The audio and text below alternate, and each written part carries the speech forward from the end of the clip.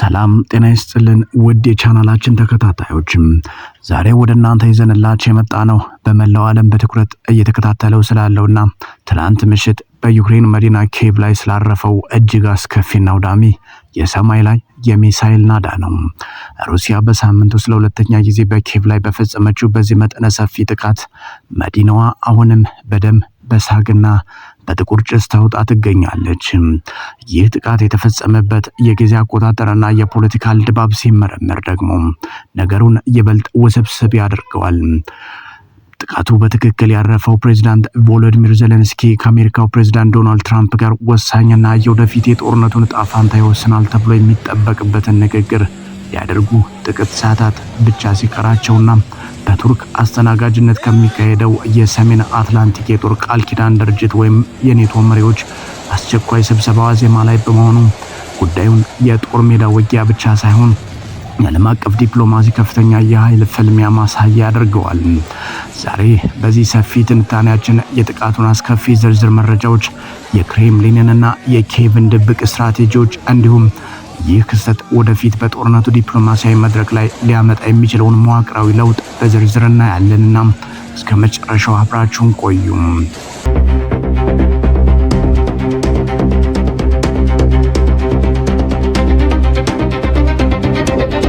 ምስራቅ ሚዲያ ኔትወርክ የእሁድ ምሽት ለመዲናዋ ኪየቭ ነዋሪዎች መደበኛ የመኝታ ሰዓት ሳይሆን ፍርሃት፣ ጭንቀትና ከፍተኛ ድንጋጤ የነገሰበት አስፈሪ ምሽት ነበር። የከተማዋ ከፍተኛ ወታደራዊ አስተዳዳሪ ቲሙር ቲካንቾቭ በሰጡት ይፋዊ መግለጫ መሰረት በሩሲያ የባሊስቲክ ሚሳኤል ጥቃት ቢያንስ 11 ንጹሃን ዜጎች ወዲያውኑ ሕይወታቸውን ያጡ ሲሆን 5 ሕፃናትን ጨምሮ 46 የሚሆኑ ሰዎች ላይ ደግሞ ከባድና ቀላል የሰውነት አካል ጉዳት ደርሷል። ከዚህ ከመዲናዋ ሰለባዎች በተጨማሪ በኪየቭ አካባቢ ባሉ የገጠር ግዛቶችና የድንበር መንደሮች የሌሎች ሶስት ሰዎች ሕይወት ማለፉን የድንገተኛ አደጋ ባለስልጣናት አረጋግጠዋል። የከተማዋ ከንቲባ ቪታሊ ክላሽኮ በበኩላቸው የሩሲያ የላቁ የባሊስቲክ ሚሳኤሎች የሲቪል መሰረተ ልማቶችን፣ ትላልቅ መጋዘኖችን፣ የመኪና ጋራዦችንና የህዝብ መኖሪያ ህንፃዎችን ሆን ብለው ኢላማ ማድረጋቸውን ገልጸው በዚህም ምክንያት በከተማዋ ከ20 በላይ በሆኑ ስልታዊ ቦታዎች ላይ ከፍተኛ የእሳት አደጋ መነሳቱን አረጋግጠዋል። ሰኞ ጠዋትም ቢሆን ሄሊኮፕተሮች ከላይ ሆነው ውሃ በመርጨት እሳቱን ለማጥፋት ሲረባረቡ የነፍስ አድን ሰራተኞች ደግሞ ከባድ ማሽነሪዎችን በመጠቀም ከተደረመሱት ህንፃዎች ፍርስራሽ በታች የተጣበቁ ሰዎችን ህይወት ለማዳን ከፍተኛ ትግል እያደረጉ ይገኛሉ። የጥቃት ከመድረሱ ከሰዓታት በፊት ፕሬዝዳንት ዜሌንስኪ ባለፈው ሐሙስ 30 ሰዎች ከተገደሉበት ጥቃት በኋላ ሩሲያ ሁለተኛ ዙር መጠነ ሰፊ ጥቃት ለመሰንዘር በዝግጅት ላይ መሆኗን አስጠንቅቀው የነበረ ቢሆንም የአየር መከላከያ ስርዓቱ ሚሳኤሎችን ሙሉ በሙሉ ማክሸፍ ባለመቻሉ ትንቢታቸው በሚያሳዝን ሁኔታ እውን ሆኗል። ለመሆኑ የሩሲያው ፕሬዝዳንት ቭላዲሚር ፑቲን ይህንን አስከፊ ጥቃት በዚህ ወሳኝ ሰዓት ለመሰንዘር ለምን መረጡ የሚለው ጥያቄ በብዙ የፖለቲካ ተንታኞች ዘንድ እየተነሳ ይገኛል። መልሱ የጦር ስልታዊ ሳይሆን የጂኦፖለቲካዊ መልእክት ካለው ድብቅ ፍላጎት የሚመነጭ ነው። ምክንያቱም ይህ ጥቃት ወታደራዊ ጫና መፍጠሪያ ብቻ ሳይሆን የኃይል ሚዛንን የማሳያ ፖለቲካዊ መሳሪያ ነው። በአንድ በኩል የሰሜን አትላንቲክ የጦር ቃል ኪዳን ድርጅት አባል ሀገራት በቱርክ በሚያደርጉት ስብሰባ ዩክሬንን በገንዘብና በጦር መሳሪያ ለመደገፍ አዳዲስ ውሳኔዎችን ያሳልፋሉ ተብሎ ይጠበቃል። ሩሲያ ይህንን ጥቃት በዚህ ሰዓት በመሰንዘር ለምዕራባውያን አገሮች የፈለገውን ያህል ዘመናዊ ወታደራዊ ድጋፍ ብታደርጉ ዩክሬንን ከማዳከምና መዲናዋን ከመምታት ወደ ኋላ አንልም የሚል ዛቻና የዲፕሎማሲያዊ ኃይል ማሳያ መልእክት እያስተላለፈች ነው ተብሏል። በሌላ በኩል ደግሞ የአሜሪካው ፕሬዝዳንት ዶናልድ ትራምፕ ወደ ስልጣን ከመጡ ጀምሮ ይህንን ጦርነት በአጭር ጊዜ ውስጥ በድርድር እንደሚያቆሙ በተደጋጋሚ ሲናገሩ መቆየታቸው ይታወሳል።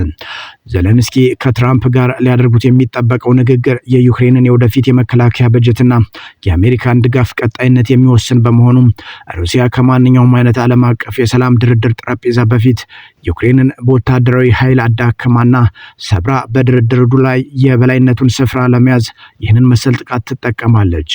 በዚህ መሃል በሁለቱ ሀገራት መካከል ያለው የክስ ልውውጥና የፕሮፓጋንዳ ጦርነትም ከጦር ሜዳው ባልተናነሰ መልኩ ይበልጥ እየተካረረ መጥቷል። የዩክሬን መንግስት ሞስኮና ሆን ብላ የንጹሃን ሰዎችንና የህፃናትን መኖሪያ ህንፃዎች ኢላማ በማድረግ የጦር ወንጀል እየፈጸመች ነው ስትል በዓለም አቀፉ ማህበረሰብ ፊት ተከሳለች።